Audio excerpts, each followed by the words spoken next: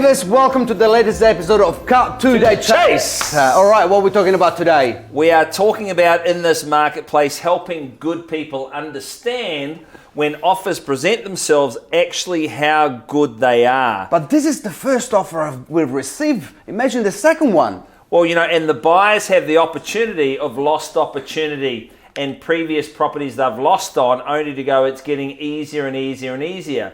Vendors don't have the opportunity to come back and go, hey, can you get that buyer back again? Yep. Last year there was a better buyer. Now there's not, and that's the difference that I'm seeing.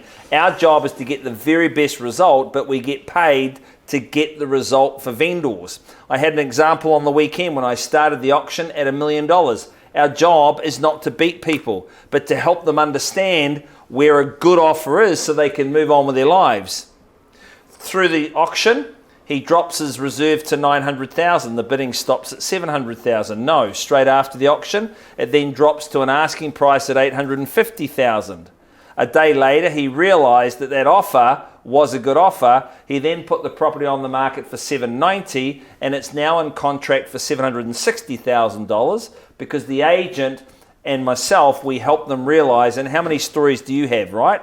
Countless, countless. But the problem is that a lot of the vendors, if you don't present them with facts, show them a property that you just sold and let them know that they had an offer at the start for this much and they sold for that much a month later, give them actual facts and say, call the vendor now. Can I call them on speakerphone and ask them? Because what I'm saying is factual. Now, I've got countless, unfortunately, of those stories where people did not get an offer, accept an offer, and then they regretted it. Yeah. Now, you show someone that has happened and actually give them an opportunity to speak with the vendor, which they'll say, no, don't worry about it, I believe you. Now, that is more powerful than you say, this is a good offer, because who are you? You are the shiny man with cheap shoes that says it's a good offer. We don't need that. These are expensive, mate. I'm sure they are. Of course they are, Davis.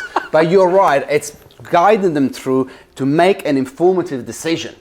Well, they've got to understand that quite often it's a good offer. And how many times recently where we've said to people, Mr. and Mrs. Seller, this has happened to me 3 times in the last month, and I don't want to be calling you number 4. Yep. If I agree with you, 2 of us will be wrong. Correct. Yeah, and it's a classic cliche. It's not how long you've been on the market, is the particular buyer. So if you are a good agent, which we'd hope you'll be, you know that the buyer missed out on that property for this much, on that property for that much. You can tell the vendor, relay the information, and all of a sudden the vendor knows that they're dealing with someone that is qualified, not someone that is putting his first offer after getting a pre-approval. Yep. Have the information. Information is key, right? Deliver it in a way that you are helpful, and it comes down to that. Certainly does. Cut to the chase. See you next week. With bells on.